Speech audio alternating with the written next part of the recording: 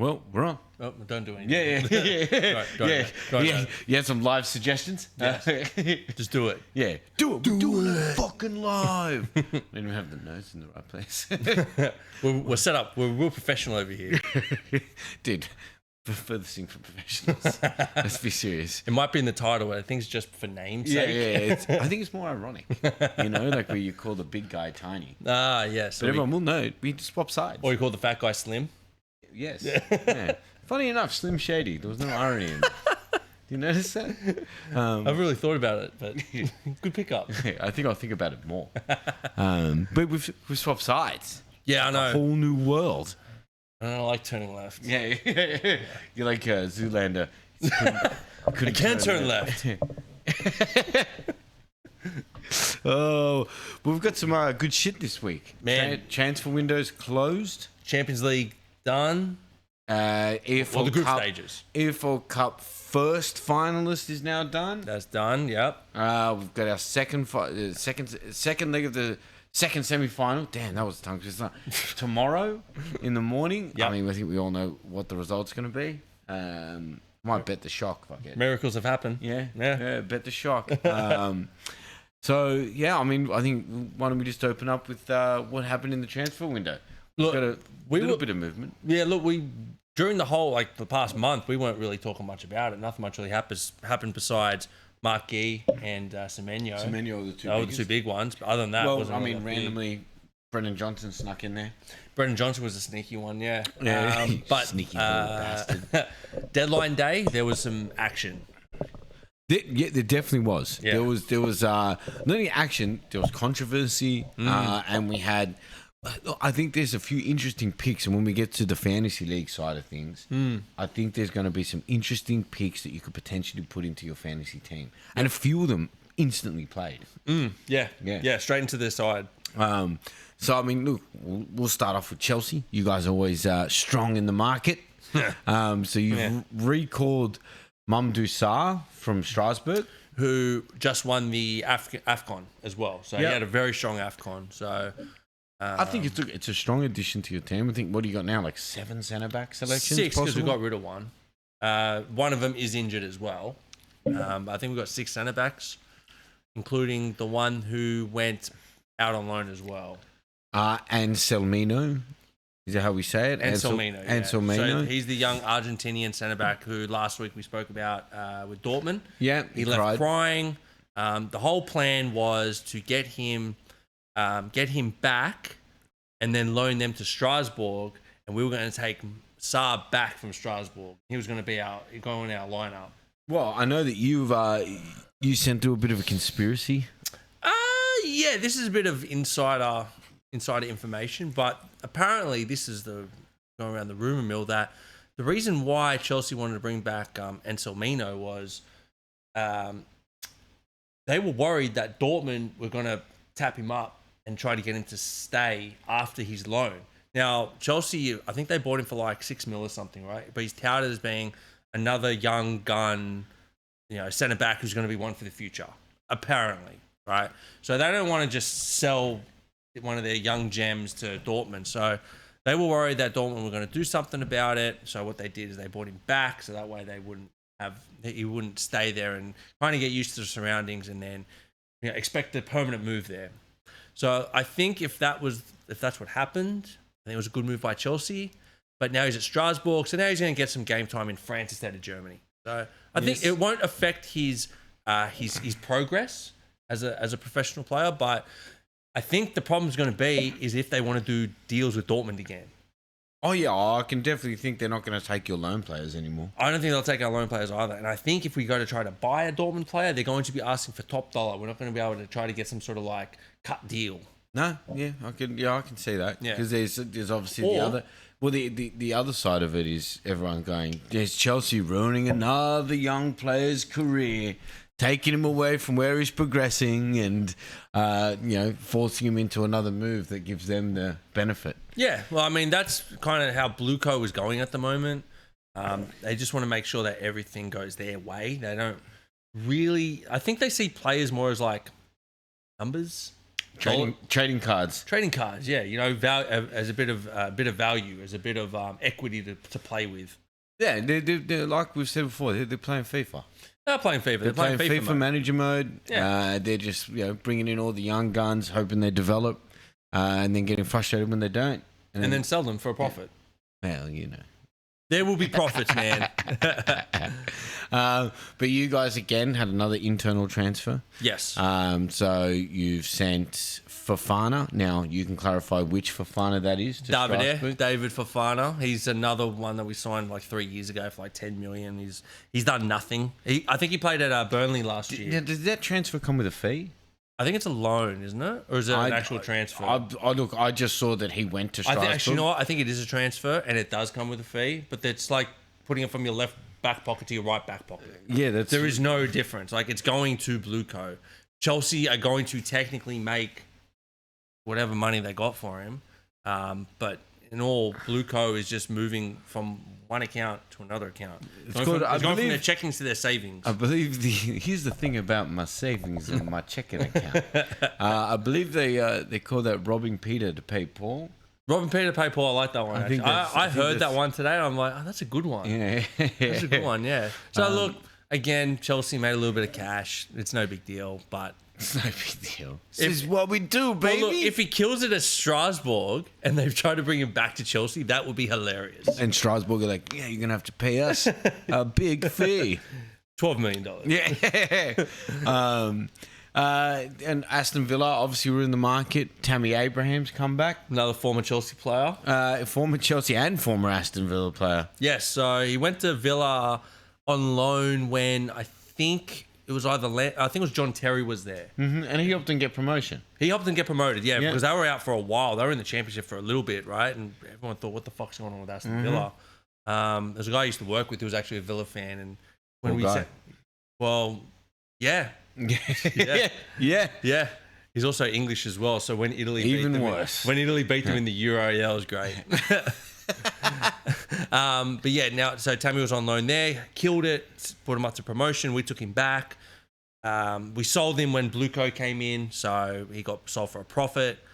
He went to Milan, he went to Rome, he went to Besiktas, and now back into back in the Premier League. Yeah, I think it's a good move for him. I think he'll do well there. They need it.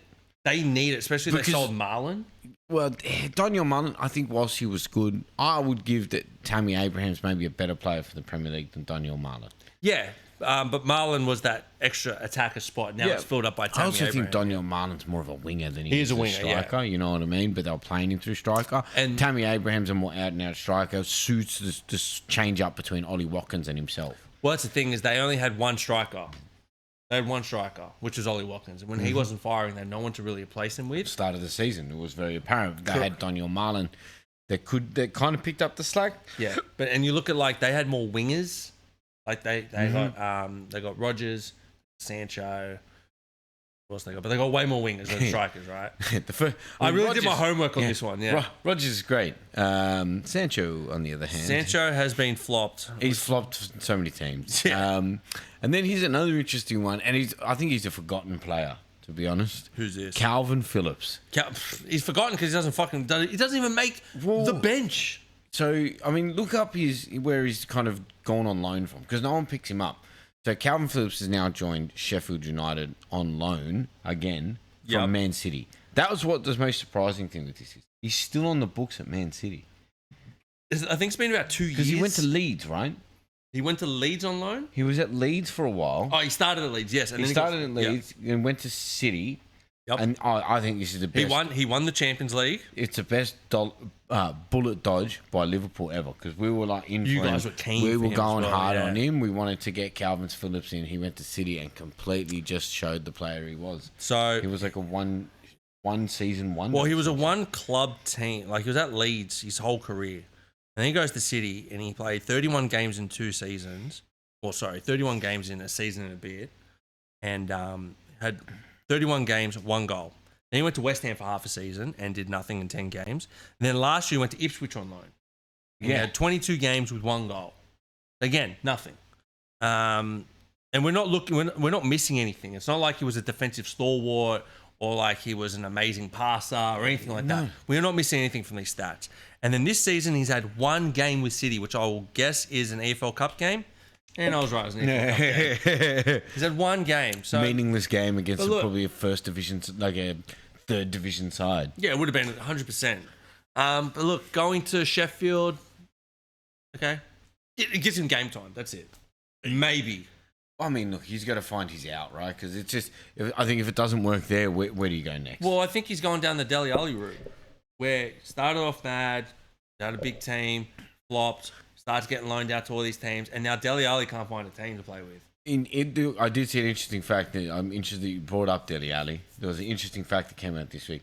He's trying to change his nationality so he can play for San Marino. I did see that. And play in the World Cup. That's bullshit. Dude, that's ridiculous. Bro, you can't. You've played for England. You've played for England. You played for England in a fucking World Cup. You can't just go to another country because you suck now. Exactly. This isn't the NRL. Yeah. You can't just go, oh, yeah, I'm Aussie. Yeah. I'm not going to make it in the Aussie team. I'm going to go play for Tonga. Yeah. Oh, okay. I'm going to play for Lebanon. Yeah, I'm going to go play for Fiji. Yeah. Okay. They want you to do that. But in football, you don't get that option, no, right? dude, you don't. And you want to play for a different team? Go play a different sport. You know what it is? It's offensive to San Marino. Yeah, he thinks it's just offensive walking. where he's just like, oh, I just walk into the San Marino team. Do you though? Probably.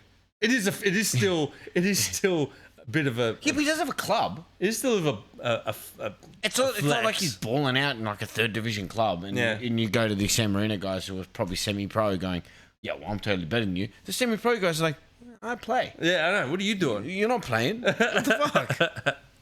Oh, but look, I mean, a bit off topic, but Calvin Phillips.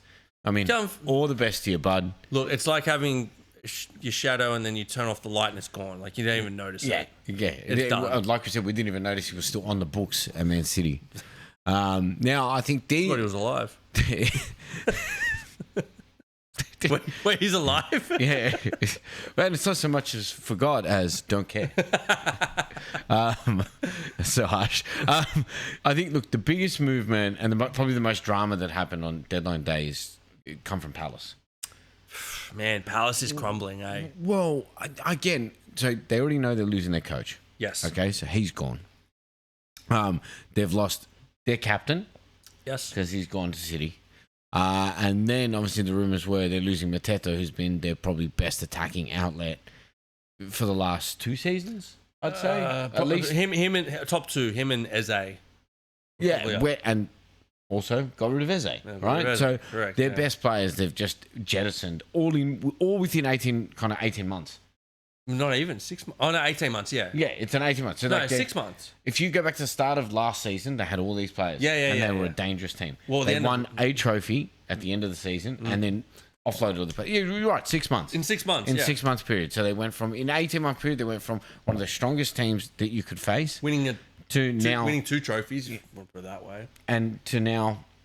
And now it's just being absolutely gutted. Gutted. Just destroyed. So Mateta was set to join AC Milan. Yep. Right?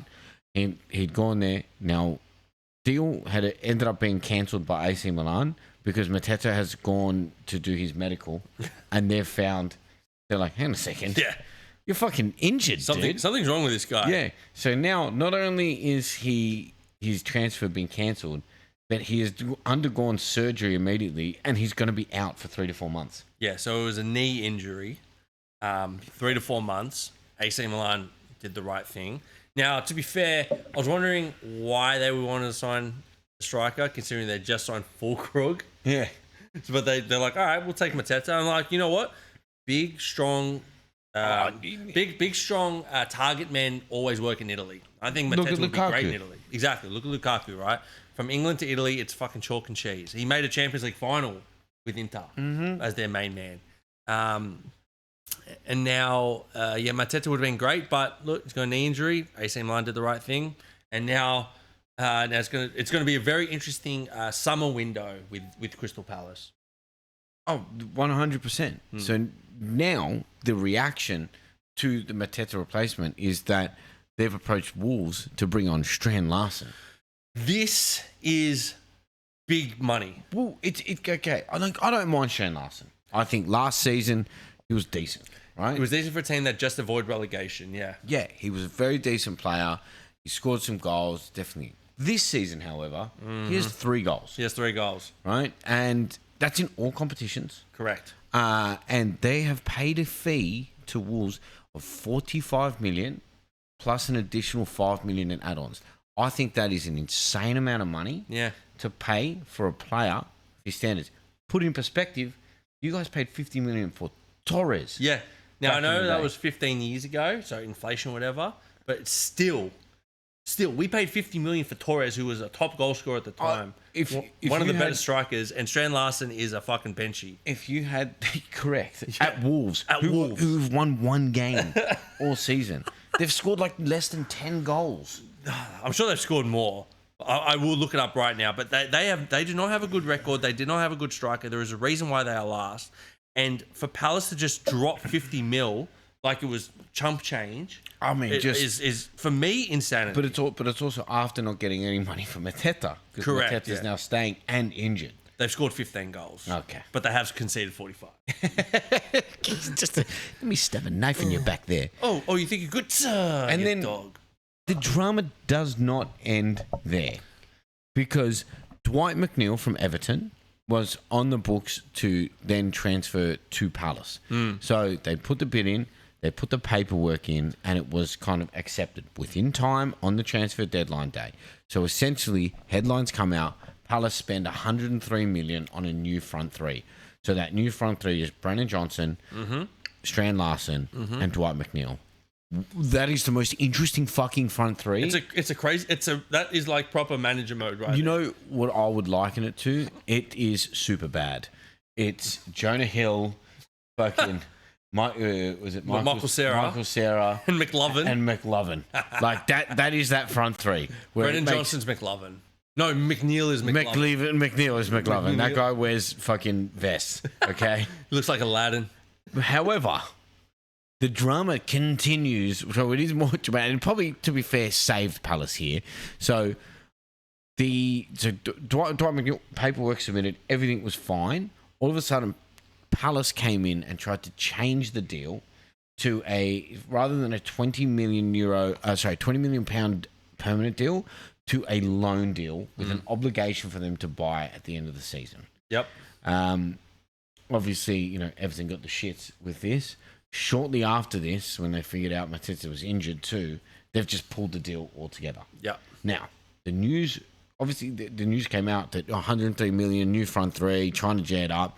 Then the news was broken, not by the clubs, but by Dwight McNeil's girlfriend on Instagram. So wait, she beat Fabrizio? Yeah, well, I think Fabrizio may have done a here we go. But there's no, what's his retraction? When Dwight McNeil's girlfriend has retracted my previous statement. yeah. She goes, no, we don't. That's it. So she broke the news via Instagram and expressed his sadness and disappointment of Dwight to not leave Everton. How shit is Everton if Dwight McNeil is going to be happier at Palace? Yeah. Oh. Maybe they're used to London. I don't know. You know what I mean? You gotta go to fucking Merseyside. Ugh. Yeah, it's great there, bro. Ugh. It's where the Beatles are from. Ugh. You don't like the Beatles? Yeah, they're dead. There's a crossing. Most of them are dead. What does that have to do with anything? Look, obviously, with what happened with Mateta, that must have fucked up their finances. Hence, what I'm hoping this is the way. I assume it's a wage issue, right? I'm assuming it's more of a money issue, like the actual payment, because they would have expected money from AC for Mateta and then use that money to get McNeil. Yeah. But because they're not getting that Mateta money, they then can't pay Everton. Now, if that's a deal and it went wrong and Everton didn't like it, all right, cool. But if Palace just decided, no, we don't want to pay 20 million now. We want to pay 20 million next year. Yeah. And they've gone, well, that's fucking bullshit. Yeah. Then I'd be pissed off if I was Everton. Listen, I think it's another situation where I don't think Everton's going to be doing too many fucking deals with Crystal Palace anytime soon. You wouldn't think so after this. But look, if it is down that first scenario I put, I think they'll come to an understanding. Like, look, we needed the Mateta money. We couldn't pay you straight away. This is why. So they might do a bit of business. Look, it'll be better it'll have a better relationship than Chelsea and Dortmund. We'll put it that way. Fair enough. Yeah. Fair enough. If we're going apples for apples here. Correct. Yeah. Well, then we had West Ham, and we all know your feelings about West Ham. Please get relegated, bro. You want them relegated real Please bad? get relegated. And this might help. I hope so. This really, really might help. So they really wanted to bolster the defense. Right? They haven't been good all year. No. They have been leaking goals. They leak for fun. So what did they need? They needed a nice, big, strong, reliable centre back. Yep. And who did they get? Axel Disasi. My man, Alex Disasi. I hated him for ages, but now if you can get them relegated, I will love you forever. Chelsea are doing their bit to get West Ham relegated. Right? My team is doing their bit. That not only loves a red card, he loves a missed pass. Yeah, missed kick too. He loves missed kicks. Anything that's kind of a miss. Anything that isn't good for football, he likes. Yeah, he's all over it. He don't know how to defend, Alex Disasi. Doesn't know how to pass the ball, Alex Disasi. Doesn't know how to run to a player, Alex Disasi. I hope that form that he gave us for those couple of years transfers to West Ham, which leads to a nice relegation for. I think we all need it. Everybody needs this, right? I think you need it more than anyone. West Ham need a relegation to kind of reset, right? They've been hanging on by a thread for way too long. They need a relegation and just full reset on the cunts. They need a Sunderland. They need a Sunderland, exactly. Look at Sunderland now; they're great. Supporters are happy as shit. And speaking of them, great transition, by the way. Well, yes, it was a good transition. So Sunderland, which I found interesting with this one, they announced it during the game. That was so funny. I was watching it going, oh, breaking news. Sunderland signed blah, blah. And I'm like, oh, okay, you're just going to break it in the middle of a game? Yeah. Cool. I mean, it was a good game to break it in. Yeah. There's not much else going on. Look, the only other time that I've seen something like this happen was in the NBA when Luka Doncic got traded to the... But I'm like... This kid ain't fucking Luka Doncic. Why are we bringing this up? Maybe he is, man. It's not. Maybe you don't know. So Sunderland's on 22-year-old winger. Obviously, look, I don't know much about him. Don't follow the Dutch league or too much. Belgian league, sorry. Belgian league, sorry. So 22-year-old winger. Yeah. These white people, they all look the same to me. So it's on a 22-year-old winger from Anderlecht, Nilson Angulo. And that's to replace Andriga that they sent out. Yes. Yeah. So they transferred Andriga out. They brought this guy in to replace him. Yeah. I think it's a good move. Look, if it helps Sunderland stay in that top 10, happy days, dude. Exactly. Their whole aim is just to stay in the league, right? Exactly. After the first year, your first option, your first goal is to just stay in the league. That's it. And if you're going top 10, right, that's a great season for sure. And then obviously Liverpool made a pretty big signing. Pretty big. It's huge. Yeah. Money-wise. Yeah, money-wise, right? So they've signed a young French centre back. He's 20 years old, Jeremy Jacquet. So they've signed him for 72 million. And I think that's euros. Euros. Yeah. Not I think pounds. it was like 55 million pounds or something like that. Yeah, something like that. That could be 72 million euros. Yeah, it's euros. Yeah. Look, the only kind of information that I've kind of quickly pulled up on this kid, so he comes from like the Rennes talent factory, if you would. So just a few names that have come from this youth system. So you've got Doué from PSG. Champions League winner. Jeremy Doku. Actually, wasn't he the man of the match in the Champions League final? Correct. Cool. Then got injured, so he got the curse. Jeremy Doku. We were talking about this. And we're trying to figure out if he was in the team to win the Champions League as well. I think he was in the Champions League team when they won the Jeremy Doku. Jeremy Doku has been there since 2023. And when they won? No, he wasn't. But I mean, he's playing for Manchester City. Yeah. So the guy's won trophies, right? But also one of the hardest, hardest wingers to defend, and one of the best wingers in the Premier League. Then you got Matthias Tells from Tottenham, who was previously at Bayern, killed it at Bayern, and to be fair, one of the better players at Tottenham. Yes, correct. He scored a few goals this season. Yep. Then you've got Camavinga.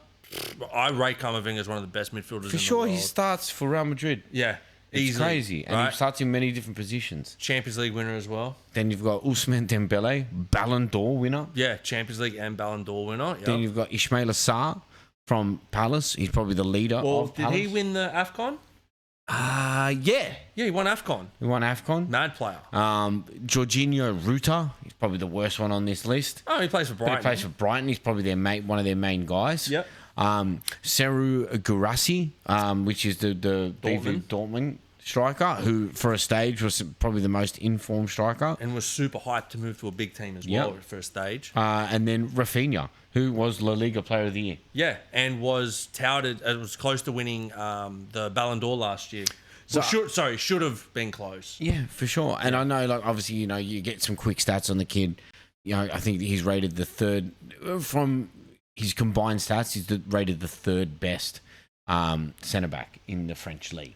In the French league, okay. Based on, you know, missed passes, controls, aerial duels, all of those type of things. Yeah. He gets rated number 3. Well, which for a 20-year-old seems okay. Yeah. Again, yet to be seen. However, Liverpool did go to the market, and we've bought in now a 17-year-old centre-back. We've bought in this 20-year-old centre-back. Are you talking about the Italian? No. Additionally, okay. Additionally. And look, to be fair, I mean, don't quote me on them. I actually don't know who they are. Yeah. I'm going to have to go and research who they are. But they'll probably play on the 21s or something. Yeah, we've brought in a 17-year-old, 18-year-old, and this 20-year-old. Yep. Plus, we have Leone as well. Yeah. So we've got about 4 to 5 different options that we can now spread around at our centre-back. So for the future, we've seemed to bolster our backs, which is good. Doesn't help us this year. Which I think was the big problem that a lot of people, like Pundits were saying, is that you don't have somebody now. Especially now that Gomez is injured. Yes. Well, yeah. I mean, Gomez is always injured. So we just got to understand that Gomez is just perennially injured. Yeah. So, look, I mean, it's promising for what our future is. For this season, I think it's just a whitewash. It sounds very Chelsea-like. Just buy a bunch of young players and see how it goes. Well, at least we bought them in the positions we need. Yeah, exactly. You needed... Yeah, we needed backs. You didn't need any more attackers. You needed defenders. Yeah, we definitely don't need attackers. Yeah. But we have too many. And midfielders, we've got too many now. The only thing that I saw from this French kid was a lot of teams were in for him. We were in for him. There was rumor. No one was prepared to splash the cash. That was the thing, is nobody was prepared to pay the 72 million. You guys did. Now you guys get him, and we'll just see how he goes next year. If it works out, fuck, it was less than what we paid for bloody Van Dijk. So. Well, that's the thing, is like when Van Dijk came through, I mean, he was it was a solid player, but when you spent the 75 mil on him, people were like, oh, have you spent so much money, blah, blah, blah. Now you look at it, you go, it's worked out great. So, and I mean, look, he is going to go back to his club till the end of the season. Rennes. And then joins us. Next year. Yeah, or next season. In June. Yep. Right, so I'm okay with that. I think I like that better, that he goes back to the team that he's been successful for, plays out the rest of his season, and then comes and joins us, so he has a full pre-season. Yeah. Now, here's something a bit funny on deadline day. So Wolves have obviously gone to the market, and I think this is strange. So they've sold their striker, and they've gone in and they've bought Angel Gomez from Man U. Who is a midfielder. He's a holding midfielder. Holding midfielder, yeah. He's a holding midfielder. Now, the commentators are going to have a fucking nightmare with Wolves. So let me just read out for you what their back line looks like. So their right back is Rodrigo Gomez. Their centre back is Totti Gomez. Yep. Their other centre back is Santiago Bueno. Yep. And their left back is Hugo Bueno. So it's going to be Gomez to Gomez. Bueno to Bueno. Bueno back to Gomez. Gomez to Gomez. Bueno to Bueno. Bueno to Gomez. If they start doing the umbrella ring, right, nightmare for the commentators. Done. You just got to say centre back to left back to right back, centre back to centre start back. Talking about something else. Yeah. Just fuck the names. But it gets even trickier because obviously they have signed a Gomez. Now their two holding midfielders is obviously their new signing being Angel Gomez and their existing signing of João Gomez.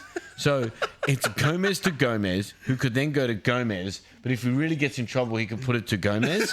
And then if they really have to, they switch it to Bueno, who can play a 1-2 with Bueno. Who can then pass it in front to Gomez. Yes. And then it could go in a triangle to Gomez, which then goes to Gomez, back to Gomez, and to Gomez. It's insane. Well, look, you could just say, look, I'm sure nobody will really give a shit, but you could say Gomez to Bueno, Gomez, Bueno, Bueno, Gomez, and they're not going to know who the fuck you're talking about. That's what I mean. So you can just say it could be a nightmare or it could be a dream job for the commentator. It could be real easy. He's only going to learn 3 names. Yeah. Gomez, Bueno, Gomez, Bueno, and then Gomez. Mane. Then Mane. So, I'm going to watch a Wolves game to see how they tackle that. Now we have to watch Wolves games, right? Well, I never really watched them before. Yeah, I watched the highlights. I can give you a fucking good reason why you never watched them before, dude. 15 goals and 45 conceded. That's it. Well, I mean, the 15... One win. I'm surprised they scored 15. Yeah, you thought 10. Yeah. Give Wolves no credit. I thought I was being generous with 10, man. Now, we've got some more drama on deadline day, as you always do. And this one comes from Man U, as that mostly happens too. So, Tyrell Malacia. Now, I mean, remember him. He kind of like came on the scene. He's a Dutch left back. Now, look, when he first started, I thought, man, this kid has a bit of potential. He got injured and never really got back into the team. Yep. However, he's kind of just been sitting there in the reserves, not playing on the bench, that type of thing. And he finally got a transfer to go to Istanbul. So he was going to go play with the team out of Turkey. He was all set to go. All he had to do was pass his medical. As he was about to leave on the plane, Jason Wilcox, who's the Man U technical director, has recalled him back to Man U. So he's essentially cancelled the transfer. So all that was left was him to fly, pass his medical, and he would just stay in Istanbul. However, now he's going to stay at the club for the remainder of the season, in which his contract expires, and he will then leave on a free. Does that make sense to you? It's dirty. I think it's dirty for Malacia. Yeah, 100%. The guy has not played any games. And I Man don't think U he's played in almost... I think he would have played an EFL Cup game potentially in the last 12 months at least. Yeah, I'll have a quick look while we're chatting, but... Because let the player go. Let him go to a team that makes sense. Because what are you keeping him for? Are you going to play him? Most likely not. He's played one game. It was in the Premier League, but he's played one game. So, come on, bro. That's what I mean. Like, it's I'm not just... sure what game he played in. They've got him playing for a bunch of Premier League 2 teams. Which is crazy. Which is crazy, yeah. He played 2 minutes against Newcastle. That's what I mean. Like, what's the point? You clearly don't need him. Yeah. And like, I feel sorry for him because it's not like they're in multiple competitions where you need players to like, as backup. You don't need them. Yeah. You're in one competition. You're out of everything else. Why do you need Malacia to stay there? What, so he can be backup to the backup? That's what I mean. You've got 14 games left in your season. Who gives a shit? Let the kid go out and fucking play. Now he's going to be stuck there sitting on the bench, hating Man U. This is the problem with Man U, right? They have these players, they buy these players in, they give them such big contracts so it's two-sided, right? So you've got these players that give big contracts. Casemiro, right, where they all hated Casemiro, they wanted him out. He was the problem with the club. Now they all fucking love him. Yeah. Right? As he's just announced he's going to be leaving too. Tyrell Malacia is almost the opposite of that, where no one remembers that he was there. He's just sitting there like, all right, he's getting paid, but he clearly wants to play. Yeah, he deserves to play. Because he's only like 21 years old. Yeah, he's not old. Like, this is the problem. Let the kid go out. Wrong. He's 26. Okay. But again, still, he's in the prime of his career. Yeah, and he's sitting on the bench he's been sitting on the bench for like 18 months now. So I think it's a bit of a dog move to kind of recall him, especially when he had the option there that he could go to Turkey. More than an option, he had the deal done. Yeah, sorry. All he had to do was pass a medical, and I'm pretty sure he'd be pretty sweet considering he hasn't played any minutes. Yeah. No one's clattered into him. No. He's sweet. So, look, I think it's a bit of a dog move. One thing I did think about is, like, if they did want this to go ahead, but they didn't want to lose him on a free, they could have said, look, sign a 1-year deal, we'll loan you out, and then we'll sell you the year after, right? We can get you out, get you some football, we'll try to make a bit of money off you. But they've just gone, nah, fuck it, we'll keep you and just lose you for nothing. Yeah, that's how little that he meant to them. Exactly, yeah. I find it crazy. And another kind of interesting rumour that's come out of the transfer deadline day, and I think everyone has kind of felt this coming. Romero from Tottenham. Yep. It really looks like, and there's a lot of murmurs and rumours going about that he's going to leave in June. Huge if it's true. Well, I mean, it makes sense, right? He's been very vocal about the management of Tottenham. He doesn't. Yeah. He just doesn't feel that they're doing enough for the club to continue on with the success they had. Yeah. Clearly, he didn't want Ange to leave the club. That was I think that was a big stick in that whole relationship. Oh, of course it is. I think Van de Ven's in the same boat. But problem is he's got a very long contract there. Well, I was thinking about that, right? Because a lot of players like to cause a bit of uproar when they feel like they want more money. This could be another situation where he's like, hey, if you don't give me a bit more money, I'm gonna whinge, and you're gonna have to sell me. Yeah, I think Romero doesn't understand what club he's at though. He's at Tottenham, and they don't pay you shit. No, they would rather sell you for a big profit than keep you and just pay you a little bit extra money, keep you happy. Yeah, look at Son. Yep, Son. They got rid of Son. They're just like, we can get money for him now. Why not? They can get money for Romero. I think they sell him and look to bring somebody else in, or even worse, they just do a typical Tottenham thing and just leave Dragos in there, bro. Bro, he played on the weekend. We'll get into it. He's so shit, bro. He's so bad. He's so shit, bad, bro. He's like worse than fuck. Who was that? Leicester? FaZe, bro. Oh, FaZe, the man. Bob. He's right up there with FaZe. Oh, bro, yeah. He's right up there with That was FaZe. probably Andrew's worst signing. Dragerson. Yeah, but I bet he signed him as a backup when they needed someone. He was the backup to the backup, and he still got game time. and then got injured, and then they had to play Gray. Yeah, the midfield, the 18-year-old midfielder had to play centre back. Yeah, crazy. Yeah, and everyone ripped on him. I'm like, dude, you guys are dogs. So crazy, bro. You know, it's just like the handicap guy serving you at the Macca's drive-thru, and you just go, "Can you fucking hurry up?" You put too many pickles in my burger. Yeah. I'm not going to do it. Yeah, do it. I'm not going to do it. Do it. Do it. I can't help it. And clear. Yeah. And cancel. Yeah. On that note, that was kind of all the drama we had on deadline day. Well, there was way more action on that last day than there was for the other 30 days or 29 days. Yeah, correct. But again, I mean, that's generally what happened, right? Like, I think that people approach clubs for other players. They can't get them, so they go for their backup at the backup at the backup. Yep. Which I think definitely Tottenham did. Palace did. Yep. See how some of these players go. I think when we get to the fantasy section, there is probably some players that could probably throw in your team. Yeah. Before we jump into the new match day, I've got an interesting one that popped up on my feed, a bit of a story I looked into. So, Lucas Perez, if you remember. Played at Arsenal. I think West Ham? Wasn't very good. No, he wasn't good. Right? I think his better time was spent in La Liga. In La Liga, yeah. But, you know, still a half-decent player in his time. So, the stories come out, obviously, around the past of Lucas Perez, his parents. So, be surprised to know he was left at an orphanage at the age of 2. His parents didn't want to take care of him. Now, obviously, the niceness of this story is that his grandparents jumped in, found out about it, essentially adopted him and raised him as their own kid. Soon as they found out that their kid was not doing the right thing. Well, the grandparents did a great job because he became a professional footballer. So, kudos to the grandparents. And then I think this story kind of divulges into mo money, mo problems type of situation because... Shout out the IG. Bless up. So this season, he's received a complaint from his father. And the father essentially is stating that he needs to pay maintenance to his father for the rest of his life.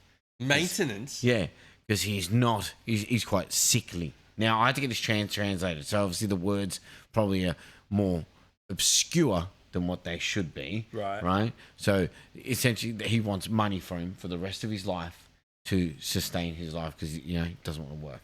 Now, I'm kind of reading between the lines here. I feel like his parents might dabble in a few things. 100. It just sounds real methy. Bro, 100, bro. Methy, cracky. How the fuck can you ask heroin-y. Druggy.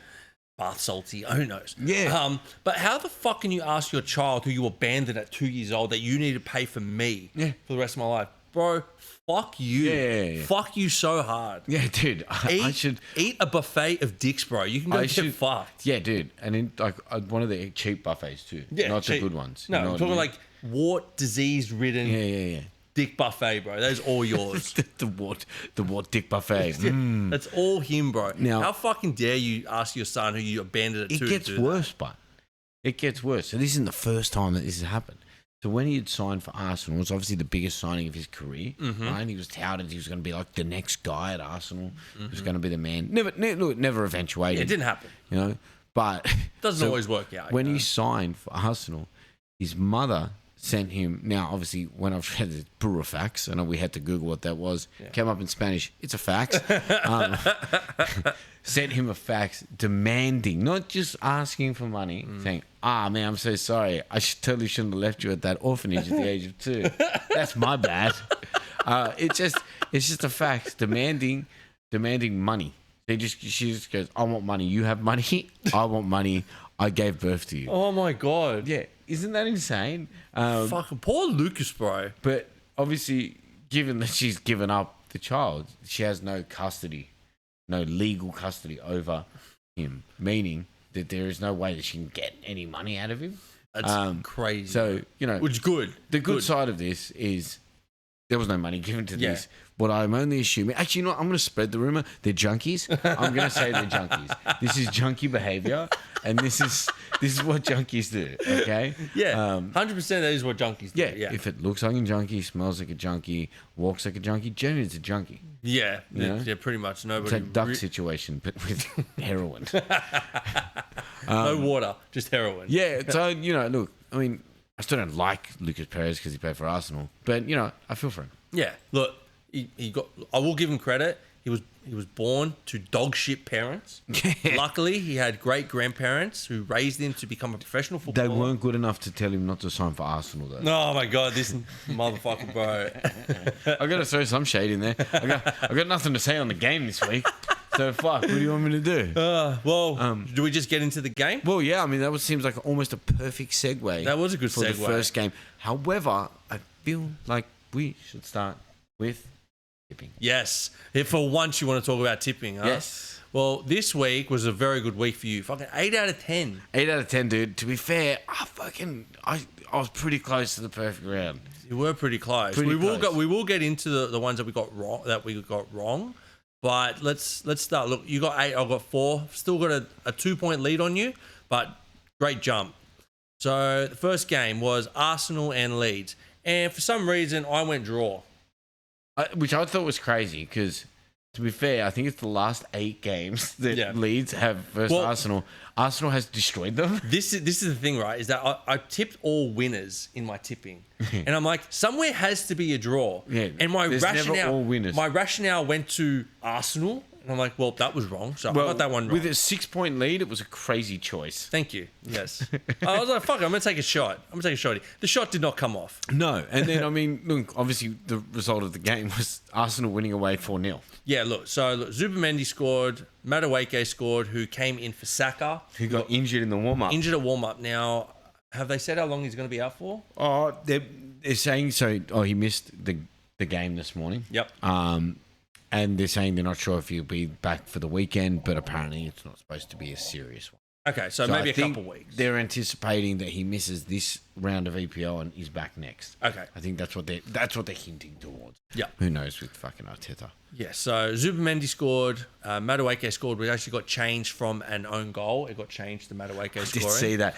and it saved them from having the joint top goal of own goal, being own goal, dude. Own goal was top joint goal scorer for this season. But isn't it the second own goal that's been overturned? No, sorry, Gyökeres scored last week. And they changed it? Last game. No, he scored last game, so they got an own goal, right? So they're saying, he's equal joint, and then Gyökeres scored in that same game. Meaning he went top with like fucking 6 goals or something. He's got 6 goals this year, and they're top of the league. Crazy. But speaking of him, he scored again, and then Jesus scored. So dominant performance, absolutely put Leeds to the sword. Their first 2 goals were off corners, and as soon as they go up 2-0, it was done. Then they put their lead out to 7 at the time. So they were 7 points ahead of Villa and City. Yep. Next was Wolves Bournemouth. I had a draw. You had Bournemouth, and I probably should have gotten this one because Bournemouth scored first.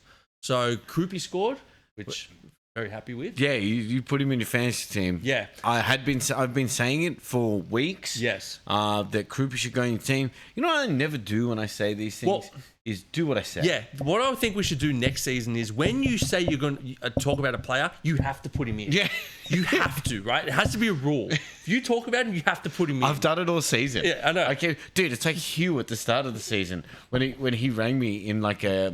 He rang me and I was like, I don't know what to do with my team. I literally suggested all of these players that he should put in his team. And he does it, kills it at the start of the season.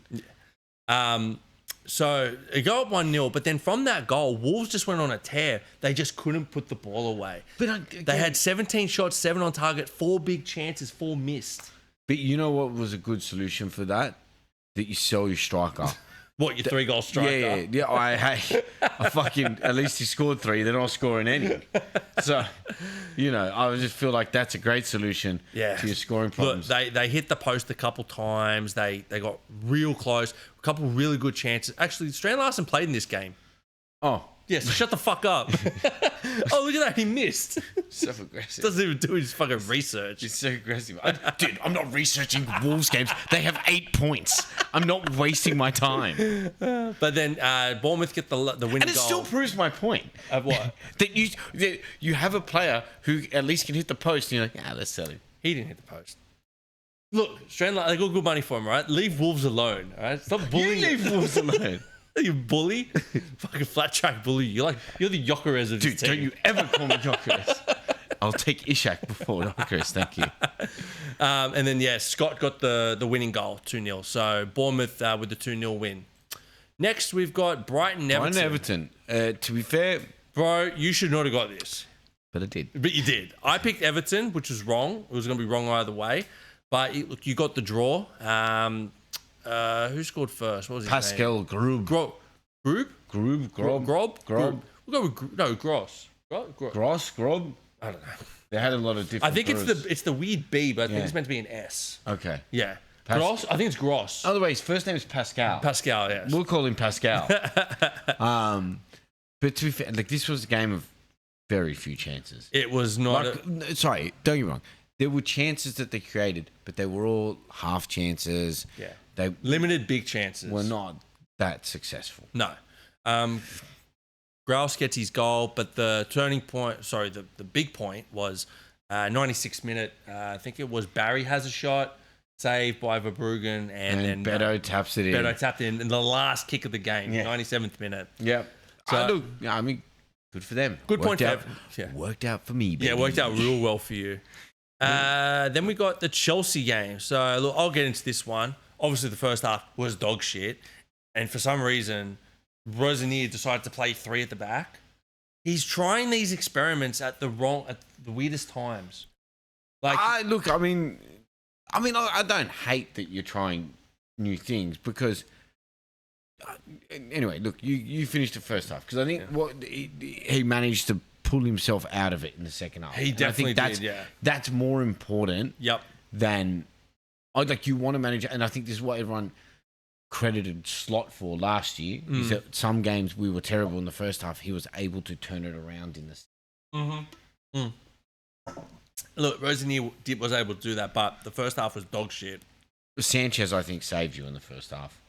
It could have been worse. It actually could have been worse at the start of the second half, and Sanchez saved us as well. Yeah, I think if you're going to go give anyone credit for being able to keep using that game, it's Sanchez. Yeah, considering he conceded 2 goals, but the first one wasn't even really his fault. It was a cross turn shot. It was 100% a cross. It was a cross, and everyone missed it, and it went in for Bowen. So Bowen gets another goal. But then the most informed West Ham player I've seen in a while, Somerville. I think he's got 4 in a row now. I'd love to go and recommend for someone to put him in the fantasy thing, but he's going to die. We all know what's going to happen. As soon as you put him in, he's not going to score. Yeah, he's not going to score for 10 games, and then you take him out, he's going to score. Yeah, 100%. It's just how it works, and then you want to put a gun in your mouth. No. Jesus. There it is. Jesus Christ. So then, what's his name? They go up 2-0 at halftime. And at halftime, we take off Badiashile, Haydo, and Garnacho. We put on Fofana, Cucurella, and Pedro. The reason why I'm bringing this up is because all 3 were involved in all 3 goals. But it made sense. You took off solely defensive players, and you brought on players. And Garnacho was not doing his tracking. So Rosenier was like, you got to come off. Look, I think Garnacho is a poor transfer for you guys. I just don't think he's that player. I don't think he's that guy. He's a squad player. And I think you could tell by the lineup, he was putting squad players in the West Ham game, expecting an easy win. And it's not going to happen in the Premier League. No, there's no easy win in the Premier League. Even Wolves, look what they did to Arsenal. They had to beat themselves. Yeah, correct, yeah. So look, the comeback starts. João Pedro gets a header off Fofana. There's Fofana and Pedro right there.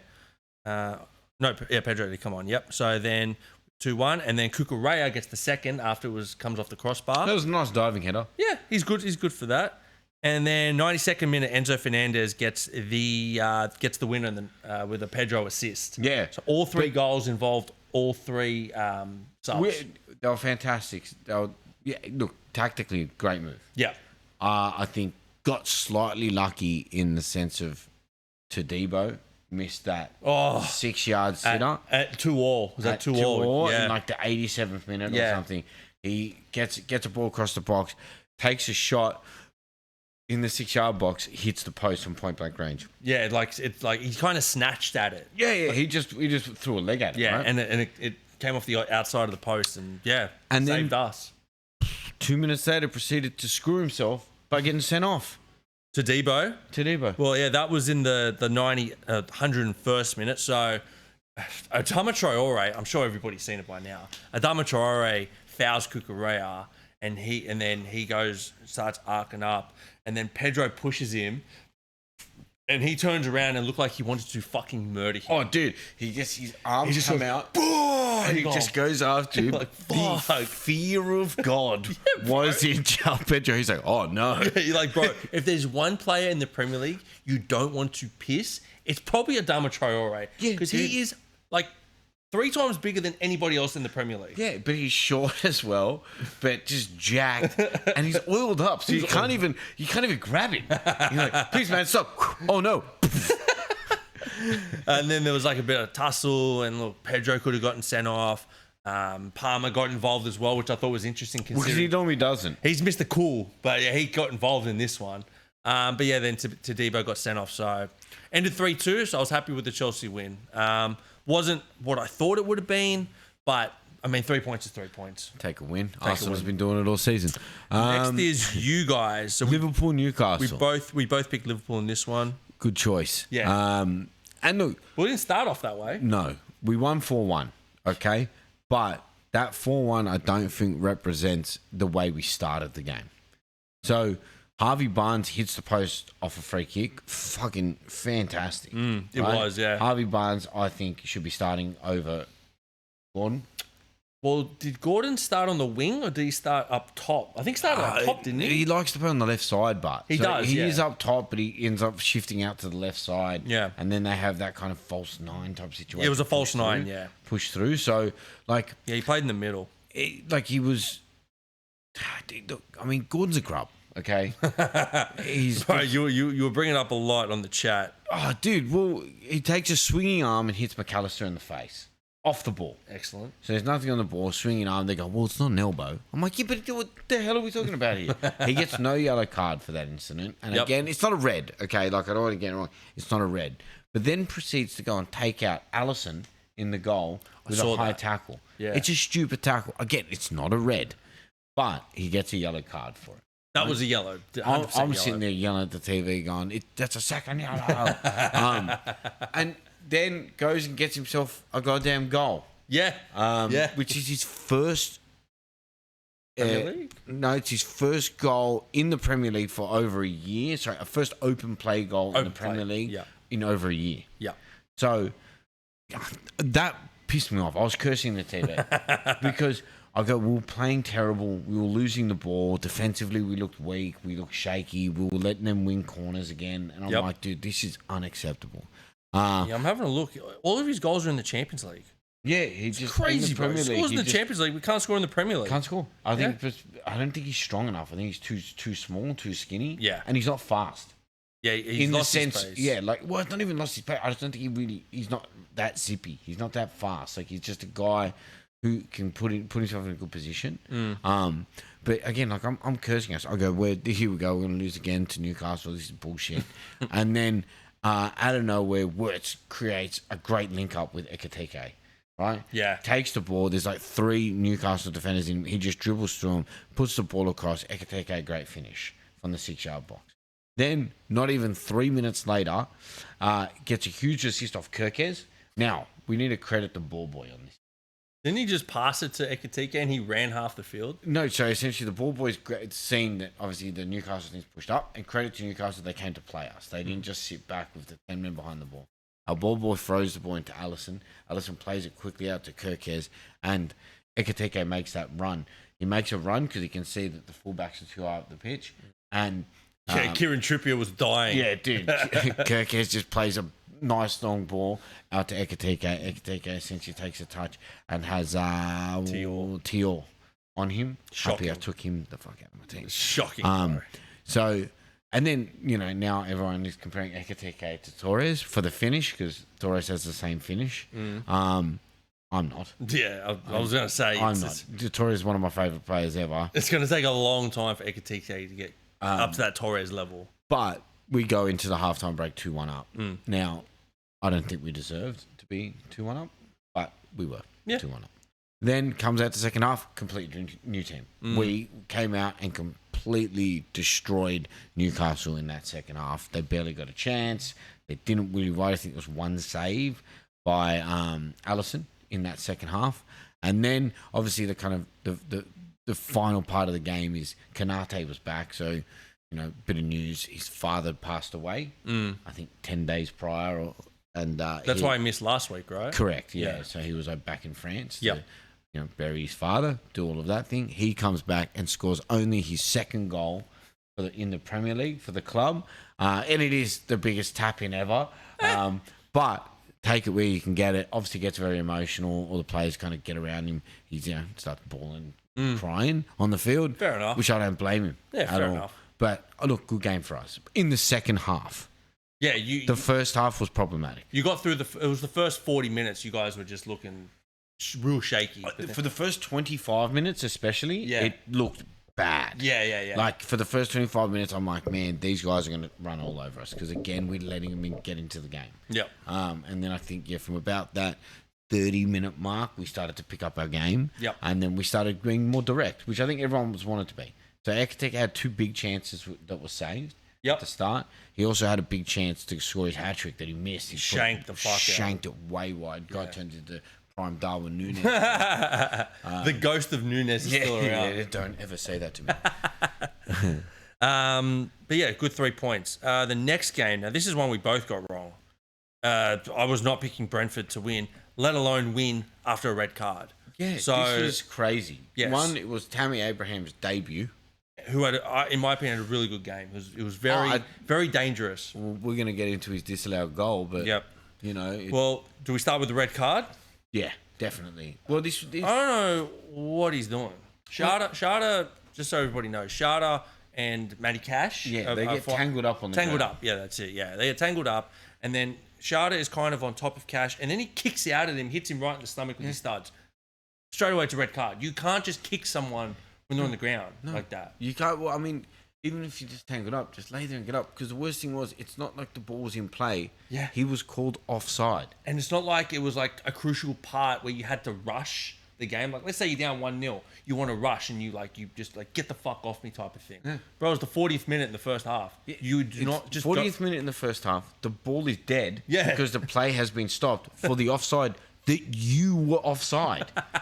Like, it's just, it is a complete brain fart where you just kick someone and you just now almost ruin the game for your team. Somehow they managed a 1-0 win. Yeah. And then 4 minutes later, Utara, who I think has been really, really good for them this year. I think he came from Bournemouth. Mm-hmm. He's been really good for Brentford this year. He gets the ball. I think he has a shot and he gets blocked. He tries to put it across for Thiago. He tries to cross it, yeah, but it comes back off him. He just has a shot and it goes into the top corner. You're going, who would have? I never would have picked that. Mm-hmm. Brentford up 1-0. So they go in at halftime 1-0. Come out in the second half and Tammy Abraham, we think, scores. But then VAR decide to go back to the other side of the pitch when the ball supposedly went out. Yes, and I think so. I had 2 issues with this. Okay, one, it is the opposite side of the pitch. So you are now saying that had an influence over that entire play. Yep. Which, okay, maybe there's an argument for that. I go, but the problem is you're now judging outs. I have an issue, as the second issue I have with this, is that, well, why don't they step in when the corner is wrong and someone scores off a corner? Look, this is my answer to both of those, right? So, I don't agree with them. This is just what I think VAR. This is where the Premier League is coming from. So they're saying, one, that it's out, which I don't think they could fully prove, right? But let's, just for argument's sake, say that it was out.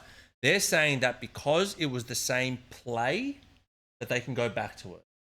I think it's bullshit because you can't go from one side of the field to the other and just go, oh yeah, no, something happened fucking 30 seconds ago. Yeah, but my argument to the corner piece... Oh, the corner piece, yeah, I guess. I'm with you on that. It's the same play, right? Like, well, the ball has gone out, and you're now making a play based on the play that has happened of the ball going out. Yeah, You're putting the ball back into play. Yeah, right? Because of what happened, right? Yes. I get that. What they're going to say is, because the ball's gone out, play is dead. Once the corner comes in, it's a new play. I don't agree with it. This is just where they're coming. This is what they're saying. You know what this is similar to? And obviously this is a bigger scale. When Van Dijk was offside and Jordan Pickford just came out double. You just can't get over that, can you? No, dude, it's crazy. It's fucking insane. Because under that rule, so the ball just goes out. I can just run up to someone and go, bah! And I go, well, the ball was out.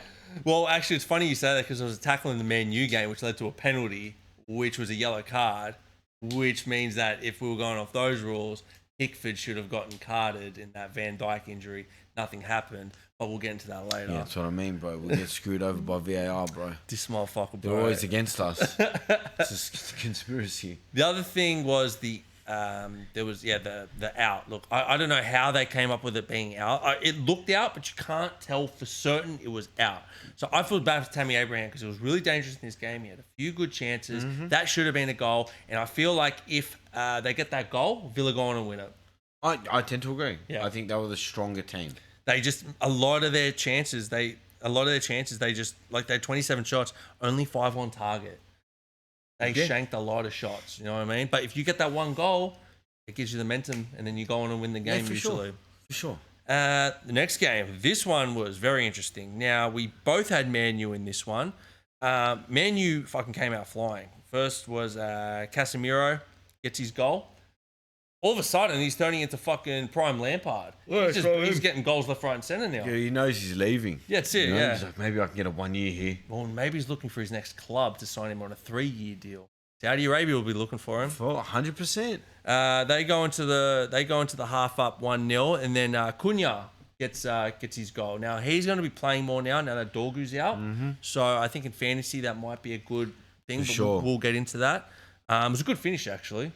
Dude, he belted it into the top of the net. Yeah, and the way like crazy. Casemiro put the ball in, and the way he kind of left it to put him in position to have his body at goal was really nice. But then, Fulham are a dog of a team, and they fucking did it in this game. So first was the penalty to Raul Jimenez. This is the penalty I was talking about. So ball comes over the top, and then he has a shot, but then Maguire comes flying in and just takes him out. Ref gave away a penalty, and you know what? I think it was a penalty. I think it was a fair penalty for that one. The Harry Maguire penalty? Yeah. For sure. Yeah, for sure. You can't just come flying in like that. It's reckless. Super reckless. It's a reckless challenge. Yeah. Right? I don't care if, you wouldn't want to get, like, you wouldn't give a red card for it or whatever. It's a reckless challenge. Reckless challenge. Right? In the box, 100% pen. You've come in, you've stopped a goal scoring opportunity by just throwing yourself at the player, not at the ball. Correct, yeah. And then, what was it, 5 minutes later? 6 minutes later. This was my goal of the round until another later game. This was my goal of the week. Oh, I tend to agree. Bro, Kevin gets the ball. He does a 1-2 with Sessegnon, puts him in a great position and just bends it in the top corner. Unsavable, cracker goal. I'm glad his parents left him home at Christmas. Who, Kevin? Yeah. You talking about Kevin McAllister? Oh, wait, what? You're a sad case, bro. You're a loser. It's a good joke. You were thinking about that all day, I can tell. And then... Look, but before these 2 goals, Sesko had a great chance to make it 3-0. And he headed it onto the crossbar or onto the post? Onto the post. The post, yeah. Headed it onto the post. And like that's his bread and butter. You're thinking, bro, he's got to bury that. Probably could have done a little bit better. Like scored? Yeah, of course. Of course, that's always a little bit better if you score. But, I mean, that being said, I think Sesko's finally starting to get used to the pace of the Premier League. Do you reckon it could be Michael Carrick though? No, I think just Michael Carrick's more direct. He is more direct. He's more direct with the ball. He doesn't fuff about with these bullshit, I want you to tiki-taka three at the back. I want yeah. you to play in a diamond. He goes, I want you to get the ball up front. And you could see it. Like Bruno plays a lot better like that.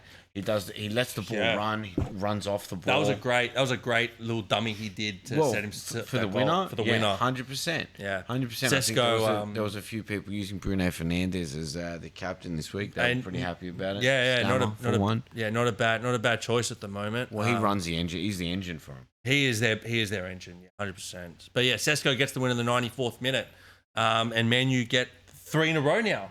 Homeboy with the afro, he's got 2 more games. He's got 2 more games. I think one Tottenham, of them's Tottenham, and then West Ham. They beat Tottenham, bro. It is on. Dude, if they lose, they draw. Tottenham, They draw to West Ham. Could you imagine? Like the 96th minute? It was so funny, dude. I'm just like sending that guy DMs writing ha ha ha ha ha ha ha. The next game was the Forest Palace game. I think we were pretty quick on this one. Well, there was a red card in this one as well. It's the only event that was worth of any note, right? Well, Gibbs White got a good goal in the 5th minute. 5th minute, yep. And then they were kind of in charge, but then someone from Palace has a shot. And Nico Williams makes a goalkeeper save off the line. He goes to header it and then goes, fuck, and then just punches it. And you're like, dude. Well, you see his face as soon as that, he's like, oh, fuck. Yeah, he knew what he did. Yeah, straight away. Yeah, the first time. Even without VAR, you're not getting away with it. The first time I watched it, I'm like, is this going to get overturned? And then it shows the other angle. I'm like, oh, no. He just punched that. And then Sarr gets the penalty. That's 1-1, and then look, the game finished 1-1. What I think is funny about you picked a draw in that one, which was a good pick. I had Forest, so spewing about the red card. Yeah, I'm the master. Sorry, who's winning? Me, bitch. Shut up. Oh my god, so aggressive. Whoa, that was a little bit aggressive. I am so sorry. Apology not accepted. Neck job. Now, next is the Tottenham City game. So this is another one we both got wrong. We both had City. They're up 2-0. Bro, they were up 2-0, and by that stage you're thinking, well, City definitely have this in the bag. Yeah, for sure. You think that they go on to score another one, but like we said last week, Tottenham somehow pull results against fucking Man City. And look, against Man City, yeah, they just love. They probably wish they could play Man City every week. The one thing I've got to say here, no centre back squad. Yeah, no centre back squad. I was just about to say squad. that, which was, I think, it's the first time in weeks since we've seen this. Well, and this is because Solanke's back. Well, that and also Vanderven's out, and they had to put fucking. They played a 3-4-2-1. So Paul Romero had to stand outside Paulinho, who's a centre defensive mid, and Dragusin. Now, I don't know if you know this, but Romero got hauled off at half time. No, I didn't know that. He got hauled off at half time, which means that they would have had to have played. Well, they've had Pepe Sarr. He's a fucking midfielder, isn't he? Yeah, he's a centre mid. Yeah, so they would have had to. They would have had to have played Dragusin and Paulinho as their centre backs, and they didn't concede. How? I don't understand. The other how is, how does Haaland not score? Oh, easy, because he's sucked. I've said this for weeks now. I want him out of my team. Problem is, I can't take him out because I've got other shit to take care of first. 15 mil is not worth it for this guy. Taking care of business Shut the fuck up. Let's go through the scorers though. So look, Cherky scored in the 11th minute. I think he scored 2 in a row now. And then he's one of the ones I'm like, you could put him in your team. Just don't know if he's going to start or not. Eh? That's the problem. Semenyo scores again. Put him in your team. Oh, he's already in my team. Yeah, if you don't have Semenyo, he's a good option. So they go up 2-0 at half time, and then Solanke scores a double. Now, the first goal, I'm pretty sure Rodri was complaining about this goal, saying that it was a foul. I think they're saying because he kicked Mark Gee. Because I understand the argument, right? But he's in control of the ball. No, so he's just like, okay, under that principle, if a player's about to take a shot and I just throw my body in front of the ball, but I don't get the ball, so I don't have control of the ball. I just throw my body in front of it, and then the person kicks me in the stomach. That's not a foul. I'm sorry. It's not a foul. That's essentially what's happened. He's put his foot in the way, and he's going to kick through it, and he's kicked the player. He's kicked the player and the ball. So I'm saying he's got more ball than player. Too bad he's got the ball in the back. You know how I see it? It's like when the ball is a 50-50, striker's going up to header it, and the goalkeeper goes to punch it, and the goalkeeper kind of hits the ball and the player. That's not a foul. That's not a foul. Right? Because you've got the ball and you're going for the ball. Exactly right. So Solanke gets his first, but his second goal. Now, this is the Goal of the week. We're unanimous on this one. Quite possibly, I'll probably go with goal of the month, even though it's only the 2nd of February, or 4th of February. Dude, it could be goal of the season. And I'm putting it up there probably top 3 for goal of the season. Well, dude, listen, this is a similar goal. You know, Giroud's. Giroud and Mkhitaryan both did it. Yeah. I don't think it looked as nice. No, definitely. But Same elements. Still a scorpion kick. Dude, 100%. So scoring a scorpion kick in a big game against Manchester City is to get the draw. Shit. To get the draw, yeah. Then, look, let's quickly go through this one. Sunderland won 3-0 against Burnley. We both had Sunderland. They just fucking beat the shit out of them. I watched this game, and it was all Sunderland. Oh, dude, I was watching it at my desk at work. I'm like, I don't need to watch this. Sunderland are just literally doing the thing that they do. That's it. They dominated. So Burnley had 56% possession. They had 5 shots, none on target. Yeah. That was the game. I think the only big news out of that was their announcement of this new signing. Yeah, during the game. That's how boring the game was. They're like, man, we were beating the shit out of these guys. So we signed a new person. Let's talk about something else. Yeah. Let's get into fantasy. Our fantasy. So you want to talk about tipping? I want to talk about fantasy. It was, look, some big scores this week. I think I got the second highest score. Me and Duckman Ewan got the second highest score. So I was pretty happy with that. But fucking our reigning leader at the moment takes an even bigger commanding lead. He is now 89 points ahead of second. There is, there's a bit of domination going on in this. What the hell are you doing? I'm trying to get both open at once so we can look at it. It'll work. But yeah, no, look, 80 points for this week. And dude, if we go to his profile now, he is currently... you got to make that bigger, yeah. He is currently 209th in Australia. But you can't get them but a clap for that. We'll clap. Look, if Stammer wins, excellent. But since we want him to win, we want him to fucking win everything. Yeah, that's what I mean. Go for number 1 in Australia, so keep it up. Dude, he's 7,837 in the world. There's like 15 million players.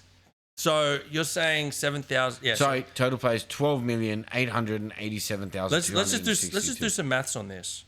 I want to do some maths. He's in the top 0.1%. 7,837 divided by 1,2,887. 262. Bro, what are you talking about? Top 1%.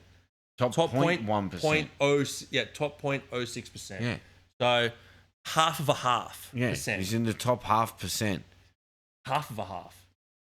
0.06. Oh yeah, shit, dude. Half yeah. of a half percent. Damn, dude. So again, Stammer, I'll give you props on that. You can't hate on that. That's just fucking, dude, we had a Cash talking mad shit saying he was about to catch him. Hey. He's almost 100 points ahead now. Yeah, 99 after points. Cash was almost within 30 points of him. Look, I will say there is still an opportunity. There's still 14 games to go, so there could be an opportunity. Well, look, the thing is, chips haven't been used. Correct. There's double round chips, like we said last week, to still come. Yep. That's going to be the most powerful tool, right? If you use the triple captain on a double weak point and you get this guy scoring and Stammer also doesn't do it, you're looking at being able to catch pretty quick. Correct, right? yeah. Because you could get almost a 50-point swing based on that alone. Obviously, Stammer still has the same chips. That's part of it. He hasn't used the chips to get to this position, so it depends how you use it. Me personally, I used my chips poorly in the last round. I'll admit that. I was fucking terrible. I'm sitting at fucking 9th. That is a problem. I captained Mbwembo this week. What did Mbwembo do? Oh, sweet fucking nothing. They scored 3 goals. He does nothing. To be fair, I did make the right choice of captain for the team. Yes. But I made the wrong choice of player. Yeah. I should have had Cunha instead of Mbwembo. Yeah. I couldn't afford Fernandes. Yes. I then also said to you, I think I might get rid of Declan Rice, downgrade him, bring in João Pedro for Calvert-Lewin. Yeah. Damn, that would have been a good move. That would have been good. James, idiot. So, now, even though Rice got you those 3 points, bro. You're good. Dude, fuck Rice and fuck them 3 points. He's a fucking piece of shit. I will say I do love Mukiele, though. Mukiele has been my with guy. the clean sheet? No, did he get a goal? Got an assist. Yeah, assist. He got an assist. Yeah.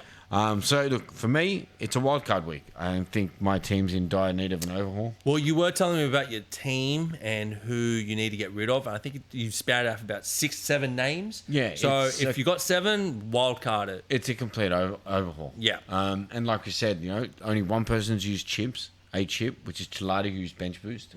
I will be now the second using my wild card. But then remember, I've still got a free hit available, which is good for the double weeks. Yep. Plus, I've got 3 transfers in the bank, which if I use my wild card, hopefully I don't have to transfer for 2 weeks. Well, that's the thing, right? It's like let's say you use your wild card, you're gonna have 3 trades next week. Yeah. If it goes wrong, you can use those 3 trades. Yep. If it goes good, yeah, you can hold it for another week or 2 and you'll have 4 or 5. 100%. Yeah.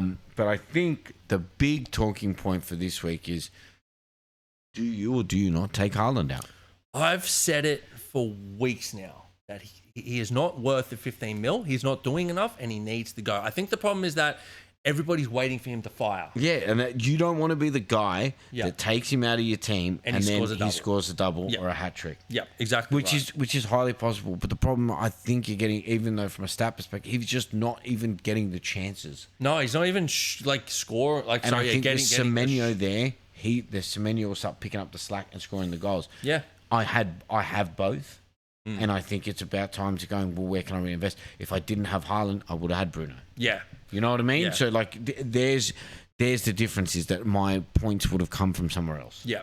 Again, I'm in the same boat as you. I've got Semenyo and Haaland. The only problem is that if you're got to get other players out, which I did at the time, then there's not much you can really do. You kind of got to just hold on to him. But look, I probably should have bitten the bullet earlier, just done it, and then you'd have a shit ton more cash to work with. But This, and I think this is the problem I'm working with. So I think I put a bit of a, and this is me saying again, here's a bunch of players, everyone, that I most likely won't put in my fucking team. So I think, look, if we're looking at informed teams, I think Chelsea, right? I think with Rosenier there, you guys are a bit more attacking. And 2 players that I see being quite strong in that Rosenier team, the problem you're going to have is whether or not they rotate. Is Pedro, João Pedro and Enzo. yeah, I think they're probably the 2 players from Chelsea you want to get. I would say Cole Palmer, but I just think he has not been consistent enough. no, he hasn't been playing enough. They're still putting him on restricted minutes. I think. Oh, look, he played 90 minutes against West Ham. He played 90 minutes against Arsenal today. But who's to say they're not going to rest him against Wolves? Yep. Exactly right. I think obviously 2 players that are in form, Wirtz and Ekatike. I think if their link up ends up staying the same, I am really considering bringing in Wirtz. Probably not this week because you guys got City.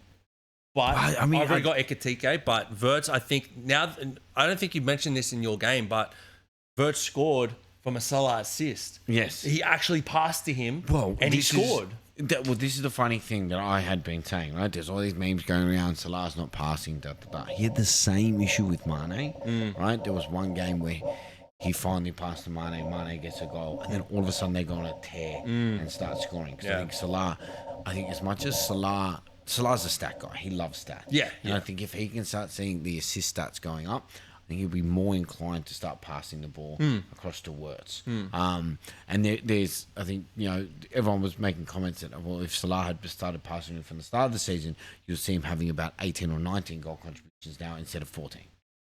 Salah or Wirtz? Wirtz. Yeah. Wirtz will have 18 or 19 goal contributions. For sure. How many videos have we seen where you see he's wide open and he just didn't get the pass? Yeah, he but just then takes on the shot. the first time that we see Salah actually pass him and he's wide in space, to be fair, I don't know what Dan Burn was doing. He just left Wirtz open. It was completely Crazy. wide. But Salah did the right thing. He passed into Wirtz and first time shot and goes in. There could be an argument to put Wirtz into your team. Yep. And with Man City there, is he able to boss it? I don't know. Yep. Then obviously the most informed team at the moment, Man United. Mm-hmm. And you've got pretty much, your Dorgu choice would have been the best. Oh, it would have been great, yeah. But if you're going to look at who you're going to put in, I think there's 3 players, Cunha, Fernandes, and Mbemba. And can I say, I think, like you were saying, that Sesko's been playing better. If you have limited monies and you need a striker, I think Sesko might be a good shot. I think I agree. Yeah. Yeah. I think he could definitely be a good option. If you're struggling for money, obviously I think there's better strikers out there, but I mean he's scored 2 games in a row now. So. Yeah, but I mean you've obviously got Thiago at Brentford. Yep. You've got João Pedro, Ekitike. I mean Haaland's there, Haaland, but if he's already not. in your team, you can. I would even say Jesus. Jesus. I would say Jesus. He just doesn't play every game. He doesn't start. Yeah, what I won't say is Gyökeres. Guy's fucking shit, dude. And you look at Solanke, scored a double. So well, Solanke being back is a strong one to put in. It's quite expensive though. And another cheap one if you want to go for it, Bowen. Yeah, Bowen for West Ham. He's proven that he's going to be assisting and scoring. And now that they're going to be fighting for relegation, I think it's a good time for Bowen to start picking up his game. Yeah, for sure, 100%. And then obviously, if you are looking in the direction of City, I'm going to steer away from Haaland, right, or Marmoush.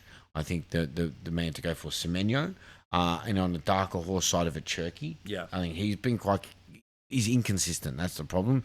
Me personally, I'd stay away from Cherky.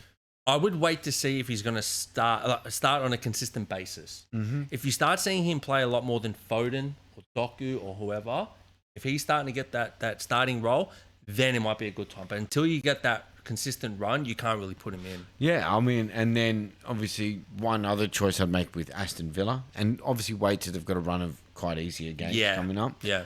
But Rodgers and Tammy, I think. Well, Tammy Abraham might be a good option there, considering he's going to rotate with Ollie Watkins. Yeah, so he'll at least get 30 minutes. Rodgers, I think, has been on the top of everyone's Villa list for probably about 2 months now, but I don't think he's really done much in recent games. I think in the last 4 games, not much. Yeah. He did have a bit of a tear through. Yeah. So, and then the last 4, he's been a bit quiet. Yeah. Tammy, I think, will be one if you want it like a point of difference, right? But it's just going to be how they rotate. Well, they are in the Europa League. What you're aiming for in the league, right? Because I think the likes of Stammer, some of the guys at the top there, Duck Fry, I wouldn't expect them to go and take a risk on Tammy. Yep. But if you are looking for points outside of what everyone else is getting, Tammy could be a good option. Yeah, yeah. Should we get into the outs? Yeah, well, these are definitely players that I think, to get out for one reason or another. So I think Calvert-Lewin is a player to get out. I think Leeds' form has dipped. Well, his form dipped, which means Leeds' form has dipped. Yeah, for sure. Then you've got like Haaland, which obviously we've just discussed. I think he's gonna have a bit of a. He's again too expensive. Can you make the points up that he would get from 1 or 2 goals across investing in other places? Yeah. See, look, I'm looking at their run, right, and after Liverpool, they've got a fucking nice run. They've got Fulham at home, Newcastle at home, Leeds away, Forest at home, West Ham away, Palace at home. That's City. It's a nice run that they got. Yeah, but they've had a nice run before that. But was it when Haaland was scoring? No. When's the last time Haaland scored a goal? Probably about a month now. 9 games? Yeah, let me have a look. Are we on 9 games? I'll tell you right now. What's his name? Erling Haaland. So his last time he scored in the Premier League, you mean? Yeah, of course. Yeah. Last time he scored in the Premier League was against Brighton on the 8th of Jan. Nearly a month. Yeah. 4 weeks. We've gone 4 weeks. Which would be 5 or 6 games. And this would be 1, 2, 3. 3 games. Oh, okay. Because there's been like Champions League. Okay, they're counting the FA Champions League and FA Cup in between. But yeah, I don't know. I just don't think for 15 mil is if I was to go and take that money and invest it into getting, the likes of Semenyo in, if I wanted to get in Bruno Fernandes in, if I wanted to get João Pedro in, if I wanted to get Ekitike in, if I wanted to get who would else be expensive? They're probably the more high end. Well, then go to the defense, try and get Gabriel in. You know what I mean? Go and get some of the more expensive players. You can spread your money a bit more. Yeah, for sure. That's one. Look, another one that I've got on this to get out is Saka. 1, being injured doesn't help. No. But 2, you're not getting the output. No, I mean, what's he got? 5 goals. It was 5 goals. I'm pretty sure. I think he's got 4 goals, 4 assists. In the Premier League? I believe so, because he had the same as Salah. Yeah, okay, and Salah missed the whole month. I'll tell you right now, Saka, he has scored 7 goals, 4 in the Prem, 3 assists in the Prem. Yeah, so he's 7 goals. Out of 21 games, 4 and 6. So he has done less in the season than what Wirtz has done in the last 9 games. Correct. So, and Wirtz is a flop, and this guy got a new contract to 2032 or something. Hey, bro, Wirtz just got a contract. Doesn't need a new contract yet. Unless you want to do a Chelsea and sign one a 10-year deal. I would sign. Yeah, I know you would. Straight away, And another one from same team, I'd say Rice. I think Declan Rice. I think he was Mr. Consistent at the start of the season, where he was averaging about 4 points a game. I think he's starting to die off now. I think it's also Arsenal starting to concede a little bit more. I think as well that he's staying a bit deeper. He's not taking those shots like he was. So to try to shore up the back. So now that and plus, like, he was never really a high goal scorer or assister. But now that Arsenal are coming first, so now they're ahead by 6 points. You don't need to win games. So you need to not lose, right? So you just want to keep that clean sheet, not concede, try to get a 1-0, 2-0. For sure. He's going to sit deeper. That's how most champions have done it, right? Yep. They'll just get to the top by January, February, and then you just shut up shop and just try to win games. 100%. Yeah. Then obviously we've got Mateta on the list, as we already spoke about. I mean, 3 to 4 months out. 4 months out. Himself. Yeah, that's the rest of the season. That's it, yeah. Then we've got, I said, Charter out. And red card. Well, red card, but also I feel like Brentford might die off coming towards the end of the season. I would also throw, and this is just a thought I've had, I would throw Thiago in there too, because I think without Charter, Thiago won't be getting as many goals. Well, it's going to be interesting to see how he goes without Charter for the next, must be 3 weeks, right? Yeah. So it's going to be interesting to see how Brentford go. And then the last two I've got on my list here, I've got Ollie Watkins, because I think one with Tammy there's going to be a big fight. He's also very injury prone. I think your preference would be Tammy. Yep. And then the other one's Frimpong. Injured, and I don't expect him back anytime in the next couple of weeks. Yeah. So, no, I mean, whatever you do with your team, but remember, we've obviously got some double weeks coming up. Well, they're going to be, 3 weeks from now, 4 weeks from now? Mid-March? Thereabouts, yeah. Yeah, the EFL Cup final will be on, which means that will be Arsenal and most likely City. Which I think, so one's in about 3 weeks' time because it's round 26. That would be the EFL Cup, yeah. The EFL Cup, so that's round 26. Then you've got round 33, round 36. They'd be the FA Cup semi-finals and and think final. 34. Maybe Champions League is after. It would have to be the FA Cup. It would have to be FA Cup semi-finals, which are played at what's the main stadium they got in England? Wembley, yeah. And then you got the FA Cup. So I'm pretty sure the semis and the finals you will be weeks off. So we won't find them out till later because I think we just had round 4.